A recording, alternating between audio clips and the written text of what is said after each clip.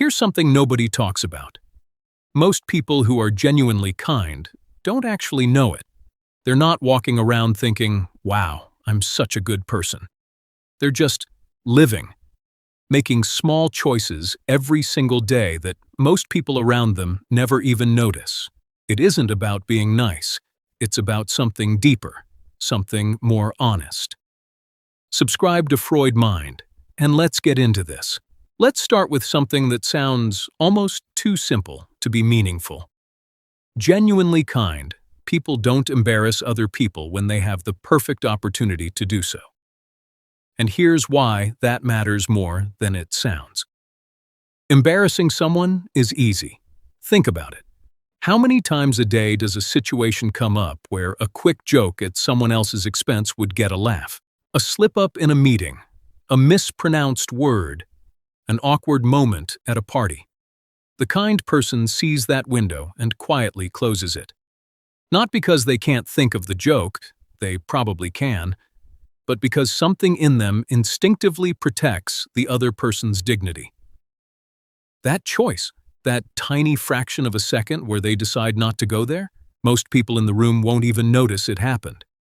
But the person who was almost embarrassed? They felt it. They always do.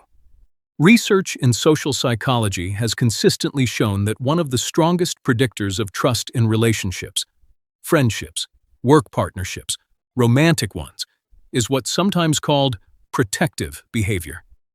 It's the feeling that someone has your back even when it would be easier or funnier for them not to. That's not a grand gesture. That's a Tuesday afternoon choice. That's kindness in its quietest, most underrated form. Now here's one that's going to hit some people hard. Noticing when someone feels left out. Not excluded in an obvious, dramatic way. Not the person standing alone at the edge of a party while everyone else ignores them. That's easy to spot. What genuinely kind people catch is the subtle version. The person who made a joke and nobody laughed. The one who started a sentence and got talked over. The colleague whose idea got ignored in the meeting, and then 30 seconds later, someone else said essentially the same thing. And suddenly it was brilliant. Kind people notice these micro moments. They don't always fix them with a big gesture. Sometimes they just make eye contact. Sometimes they loop that person back into the conversation with something as low-key as, "Actually, what were you saying?" That's it. That's the whole move. And it is staggering how much it can mean to the person on the receiving end. Here's a psychological concept worth knowing about. Social exclusion, even in its mildest forms, activates the same regions of the brain as physical pain. That's not a metaphor. That's neuroscience. Being overlooked genuinely hurts. And the people who understand that because they feel it intuitively, those are the people who make rooms feel safer just by being in them. Let's talk about memory. Specifically, the kind of memory that nobody makes a big deal of, but absolutely should. Remembering small things people told you. Things like, someone mentioned offhand 3 weeks ago that they were nervous about a dentist appointment. And then you asked about it. Or someone said they were trying a new recipe for the first time, and you followed up. These things seem minor. They are not minor. What they communicate, without a single word being said about it, is, "You matter enough to me that I actually retained information about your life." In a world where most people are half listening while thinking about their own stuff, that level of attention is genuinely rare. It's a form of respect. It's saying, without saying it, "Your life is interesting, and I care about what happens in it." Studies on what makes people feel valued in relationships keep turning up the same result. It's not the grand romantic gestures or the expensive presents. It's whether the other person pays attention. Memory is a proxy for attention, and attention is a proxy for love in all of its forms. Romantic, platonic, familial, professional. There's another one that goes slightly darker but needs to be said. Kind people don't make someone's vulnerability into a joke. This one requires some unpacking, because it's not always obvious when it's happening. People share things about themselves all the time. Fears, insecurities, past mistakes, embarrassing moments. And when they do, they're extending a kind of trust. They're saying, in effect, here's something real about me. What some people do with that, especially in group settings where getting a laugh feels worth it, is weaponize it. They don't even always mean to. It becomes a callback joke. Oh, like when Sarah said she cried at that commercial, right, Sarah? And everyone laughs, and Sarah laughs too, because what else is she going to do? But she told that story in a different context, in a moment of actual openness, and now it's a punchline. Genuinely, kind people don't do this. They treat what someone shared with them as something that belongs to that person. This gets into a really important distinction between genuine kindness and people-pleasing, by the way. Because people-pleasers often do make those jokes. They'll sacrifice someone else's comfort to get the laugh, to keep the energy up, to make sure everyone in the room likes them. That's not kindness. That's self-interest wearing a friendly face. And speaking of apologies, here's a big one. Kind people apologize without needing to win first.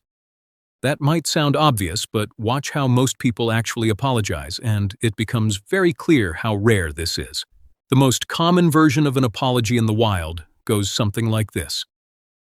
Look, I'm sorry you felt that way, but you have to understand that what you did first was, and then off they go. The apology becomes a platform for their own grievances. What they actually want is for the other person to acknowledge their pain before they'll hand over any acknowledgement of anyone else's. Genuine kind people can separate those two things. They can say, I was wrong about this specific thing and I'm sorry, without needing the ledger to be balanced first. That's extraordinarily hard to do. It requires a level of emotional security that most people don't have. The ability to sit with being the one who was wrong in this moment, in this conversation, without that meaning they're a bad person, or that the other person is automatically right about everything. That emotional maturity, that's kindness in action.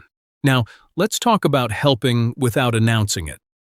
This is where you start to see the real split between people who are kind and people who want to be seen as kind. Because helping someone is one thing. Helping someone and then making sure everyone knows you helped them is a completely different thing. Genuine, kind people do things and then just move on. They don't keep the receipt. They're not tracking what they're owed. If they covered for a colleague, they don't bring it up every time they want a favor. If they gave someone a ride at an inconvenient hour, they don't build a narrative around what a selfless friend they are. The help was the point. The acknowledgement was never part of the deal. There's research on pro-social behavior. That's the academic term for doing things that benefit others. And it consistently finds that the most psychologically healthy form of it is intrinsically motivated. Meaning, people do it because it feels meaningful to them, not because of the social reward they expect in return. And the people who help for external validation? They tend to burn out. They tend to get resentful when the recognition doesn't come, because they were always doing it for something. Genuinely kind people aren't keeping score.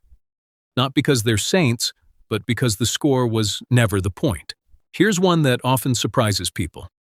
Kind people can say no without becoming cruel.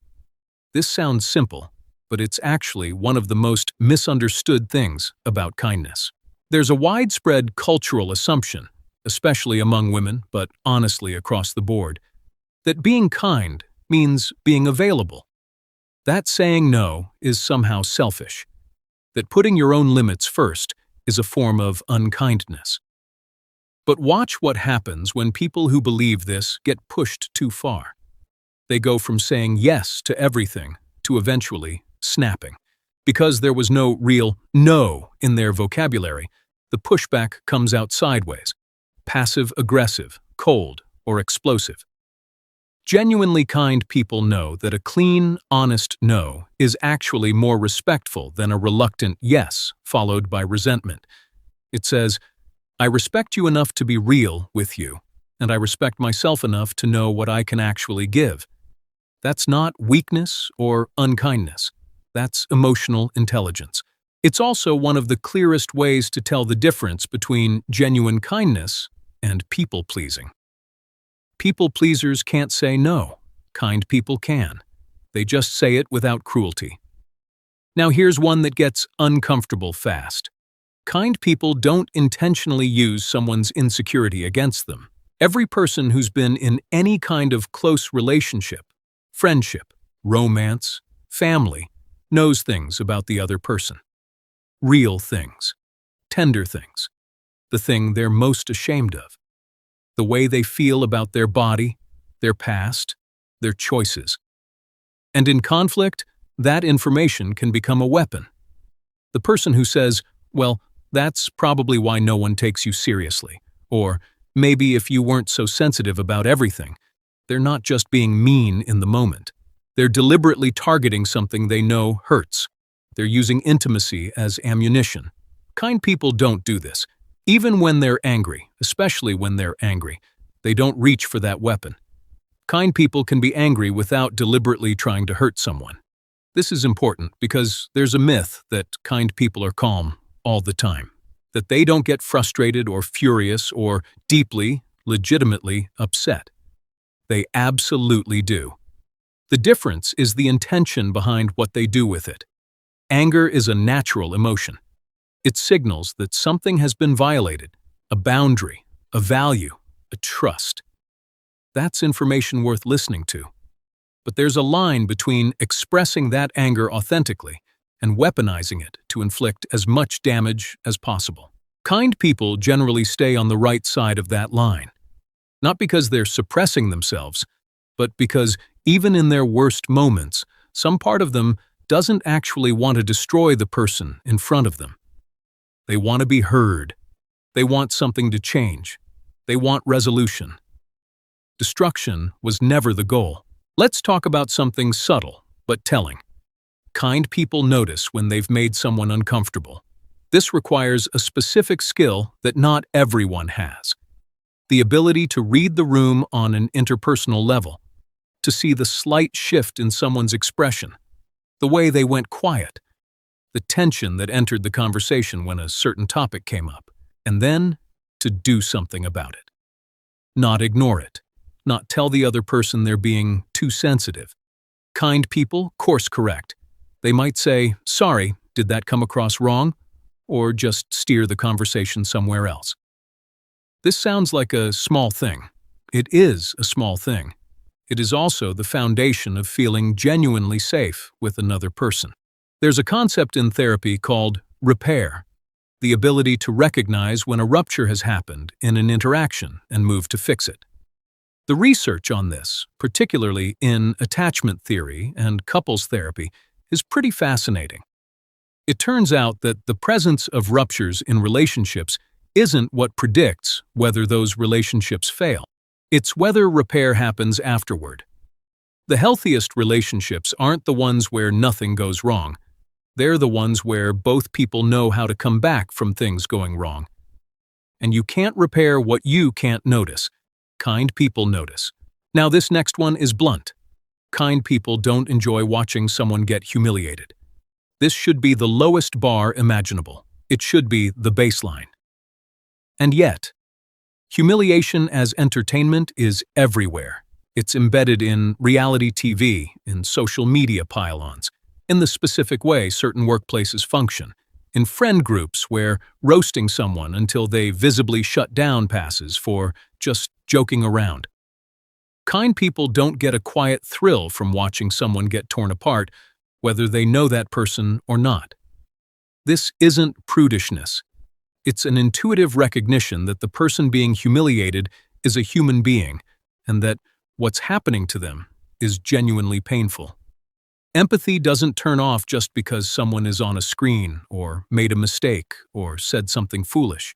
There's an important word here, empathy. It's worth distinguishing it from sympathy, because they're not the same. Sympathy is feeling for someone. Oh, that's too bad. Empathy is feeling with someone, actually accessing what it might feel like to be in their position. Empathy is what makes humiliation uncomfortable to witness. It's the thing that makes kind people wince at the cringe compilation instead of laughing. Not because they're humorless, but because they can't completely disconnect from the experience of the person on the other end. Let's talk about one of the more nuanced items on this list, giving people the benefit of the doubt while still recognizing limits. Generous interpretation, assuming someone meant well, is one of the kindest habits a person can have. It removes so much unnecessary conflict and creates so much more room for genuine connection. But it doesn't mean ignoring patterns. It doesn't mean talking yourself out of a gut feeling that something is wrong. Kind people extend grace. They also pay attention. The benefit of the doubt is something given once, twice, maybe a third time. Not indefinitely, not against all evidence.